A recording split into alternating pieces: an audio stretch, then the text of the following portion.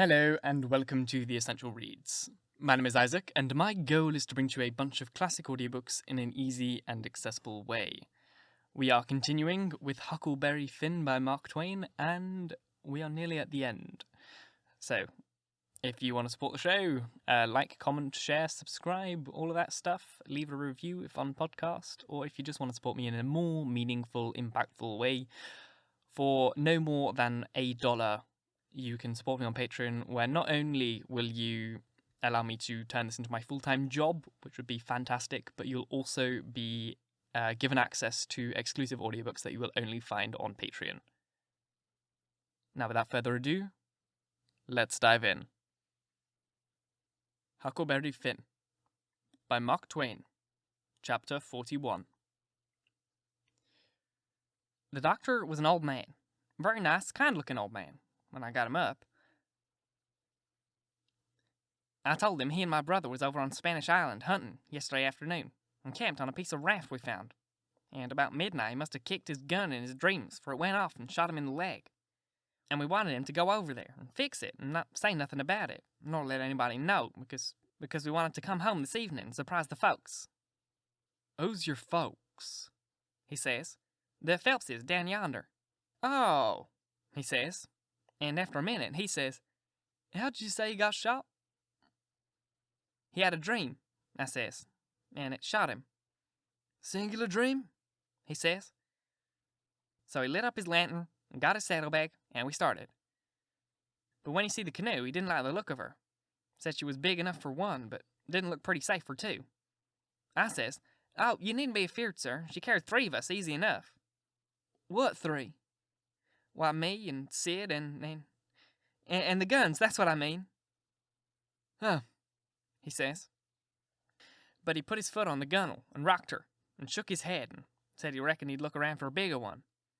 But they was all locked and chained, so he took my canoe and said it was for me to wait till he come back, or I could hunt around further, or maybe I better go down home and get him ready for the surprise if I wanted to.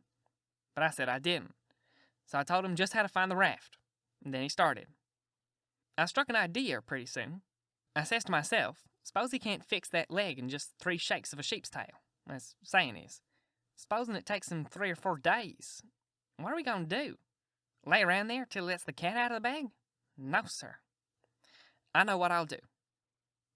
I'll wait, and when he comes back, if he says he got to go any more, I'll get down there too, if I swim, and we'll take and time, and keep and shove down the river, and when Tom's done with him, we'll give him what he's worth, or all we got, and then let him get ashore." So then I crept into a lumber pile to get some sleep, and the next time I waked up, the sun was away up over my head. I shot out, went for the doctor's house, but they told me he'd gone away in the night sometime or other and weren't back yet. Well, thinks I, that looks pretty powerful bad for Tom, and I'll dig out for the island right off.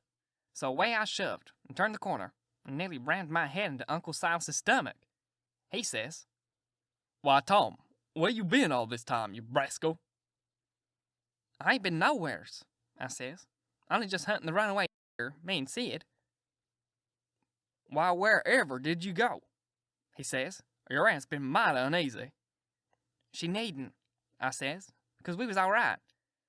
We followed the men and the dogs, but they outrun us, and we lost 'em, and we thought we heard 'em on the water, so we got in a canoe and took out after them, crossed over, but couldn't find nothing of 'em. So we cruised up along shore till we got kind of tired and beat out, and tied up the canoe and went to sleep and never waked up till about an hour ago. Then we paddled over here to hear the news. Sid's at the post office to see what he can hear, and I'm a-branching out to get something to eat for us, and then we're going home. So then we went to the post office to get Sid, but just as I suspicioned, he weren't there. So the old man, he got a letter out of the office, and we waited a while longer, but Sid didn't come. So the old man said come along, let Sid foot it home, or canoe it, when he got done fooling around, but we would ride. I couldn't get him to let me stay and wait for Sid, and he said there weren't no use in it, and I must come along and let Aunt Sally see I was all right. When we got home, Aunt Sally was glad to see me, and she laughed and cried both, and hugged me, and gave me some lickings of hern that don't amount to shucks, and said she'd serve Sid the same when he come. And the place was plumb full of farmers and farmers' wives to dinner, and such other clack a body never heard. Old Miss Hotchkiss was the worst. Her tongue was a-going all the time. She says, "Well, Sister Phelps, I've ransacked that 'ere cabin over, and I believe the nigger was crazy. I said so to Sister Danbro, didn't I, Sister Danbro?" "Say he's crazy, Si. Them's the very words I said. You all heard me. He's crazy, Si. Everything shows it, Si. Look at that 'ere grindstone. Si want to tell me any creature in the right mind goes scrabbling all them crazy things on a grindstone, Si? Here's sich and sich a person bust his heart, and here's so-and-so pegged along for 37 years and all that. Natural son of Louis, somebody, and such everlasting rubbish. He's plumb crazy, Si. That's why I says in the first place, that's why I says in the middle, and that's why I say in the last, all the same time. The nigger's crazy. Crazy Nebuchadnezzar, Si. And look at that 'ere ladder made out of rags, Sister Hotchkiss," says old Miss Daniel. "What in the name of goodness could he ever want to—" That's the very words I was saying no longer ago than this minute, Sister Udebaker. And she tell you so herself. She look at that 'ere rag ladder, she, and says I, "Look at it, Si. What could he wanted of it, Si?" She, Sister Hotchkiss, see? "But how in the nation they ever get the grindstone in there, anyway?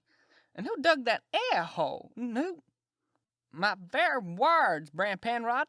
I was saying, pass that air sessile molasses, won't you? I was saying to Sister Dunlap just this minute, how did they get that grindstone in there, Si? With that help, mind you, that help. That's where it is. Don't tell me, Si. What was the help, Si? And there was plenty of help, too, Si. There's been a dozen helping that, and I lay I'd skin every n in this place by finding out who done it, Si, and moreover, Si." "A dozen, says you? 40 couldn't done everything that's been done. Look at them case knives, saws, and things. How tedious they've been made. Look at that bed leg sawed off, weeks worth, just 6 men. Look at that nigger made out of straw on the bed, and look at—" "You might well say it, Brer Hightower. It's just as I was saying to Brer Phelps and his own self. Say, what you think of it, Sister Hotchkiss, say? Think of what Brer Phelps say. Think of that bed leg sawed off that way, say. Think of it, say. I never sawed off myself, say. Somebody sawed it, say. That's my opinion. Take it or leave it. It may be no count, say, but sich as 'tis. It's my opinion, say. And if anybody can start a better one, say, let 'em do it, say. That's all. I says to Sister Dunlap, say, "Why, dogs my cats. There must have been a house full of n***s in there every night for 4 weeks to done all that work, Sister Phelps. Look at that shirt. Every last inch of it connived over with secret African writing done in blood. Must have been a raft of them at it right along all the time, most. Why, I'd give $2 to have it read to me. And as for the n***s that wrote it, I'd low I'd take and lash 'em to—" "People to help him, Brother Marples? Well, I reckon you'd think so if you'd been in this house for a while back.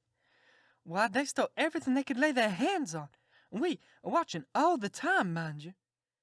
They stole that shirt right off the line, and as for the sheet they made the rag ladder out of, there ain't no telling how many times they didn't steal that, and fly, and candles, and candlesticks, and spoons, old warming pan, most 1,000 things I disremember now, and my new calico dress, and me, and Silas, and my Sid and Tom on the constant watch day and night, as I was telling you, and not one of us could catch hide nor hair, nor sight, nor sound of 'em. And here, at the last minute, lo and behold they slides right under our noses and fools us. Not only fools us, but the Injun Territory robbers, too, and actually gets away with that safe and sound. And with 16 men and 22 dogs right on their very heels all that time. I tell you, it just bangs anything I ever heard of. Why, spirits couldn't have done better and been no smarter. And I reckon they must have been spirits, because you know our dogs, they know better. And them dogs never even got on track of 'em once. You explain that to me if you can, any of you." "Laws alive, I never. So help me, I wouldn't have be. House of thieves as well as—" "Goodness gracious, I'd been afraid to live in such a—" "Afraid to live? Well, I was that scared I didn't hardly go to bed, or get up, or lay down, or sit down, Sister Ridgway.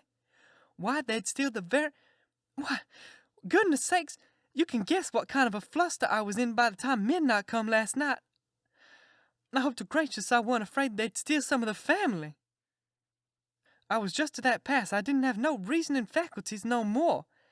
It looks foolish enough now, in the daytime, but I says to myself, there's my 2 poor boys asleep way upstairs in that lonesome room, and I declare to goodness I was that uneasy I crept up there and locked 'em in, I did. And anybody would, because you know when you get scared that way, and it keeps running on and getting worse and worse all the time, and your wits get addling, and you get to doing all sorts of wild things, and by you think to yourself, supposing I was a boy, and I was away up there, and the door ain't locked, and you... She stopped, looking kind of wondering, and then she turned her head round, slow.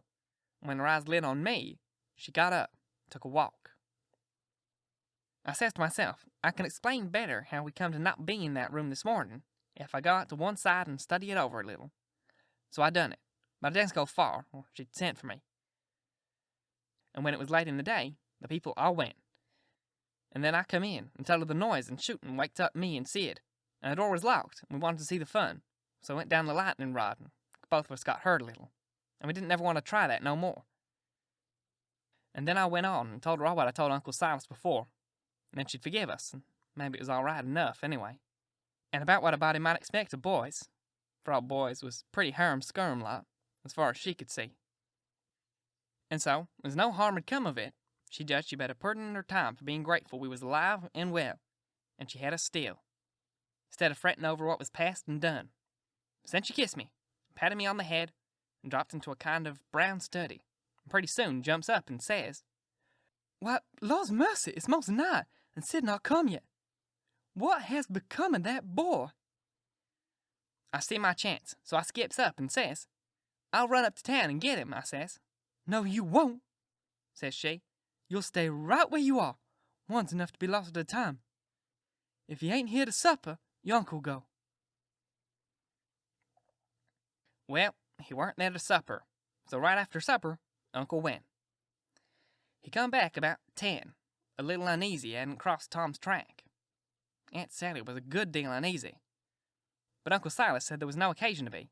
Boys will be boys, he said, and you'll see this one turn up in the morning, all sound and right. So she had to be satisfied. But she said she'd set up for him a while, anyway, and keep a light burning so he could see it. And then, when I went up to bed, she come up with me, and fetched her a candle, and tucked me in, and mothered me so good I felt mean, like I couldn't look her in the face. She sat down on the bed, and talked with me a long time, and said what a splendid boy Sid was, and didn't seem to want to ever stop talking about him, and kept asking me every now and then if I reckoned he could have got lost, or hurt, or maybe drowned, and might be laying at this minute somewhere suffering or dead, and she not by him to help him. So the tears would drip down, silent, and I would tell her that Sid was all right, and that he would be home in the morning, sure. And she would squeeze my hand, or maybe kiss me, and tell me to say it again, and keep on saying it, because it done her good. And she was in so much trouble. And when she was going away, she looked down in my eyes, so steady and gentle, and says, This door ain't gonna be locked, Tom. And there's the window and the road. But you'll be good, won't you? And you won't go. For my sake. Laws, no, I wanted to go, bad enough to see about Tom, was all intended to go. But after that, I wouldn't have went. Not for kingdoms. But she was on my mind, and Tom was on my mind. So I slept very restless. And twice I went down the road away in the night, slipped round the front to see her setting there, by her candle in the window, with her eyes towards the road, and the tears in them, and I wished I could do something for her. But I couldn't, only to swear that I wouldn't never do nothing to grieve her no more. And the third time, I waked up at dawn, and slid down, and she was there yet, and her candle was most out, and her old grey head was resting on her hand, and she was asleep. Thank you so very much for listening. If you enjoyed, please like, comment, share, all that jazz, and if you really enjoyed, do subscribe, because there is more to come. And if you're listening on podcast, leave a review. It's the easiest way to get this in front of as many people as possible, and reading your reviews really makes my day. And if you want to support the show in a more concrete fashion, you can go to the Patreon, where for as little as $1 a month, you will have access to exclusive audiobooks and be contributing directly to me making audiobooks for you, which would be fantastic. Once again, thank you very much for listening, and until next time, bye-bye.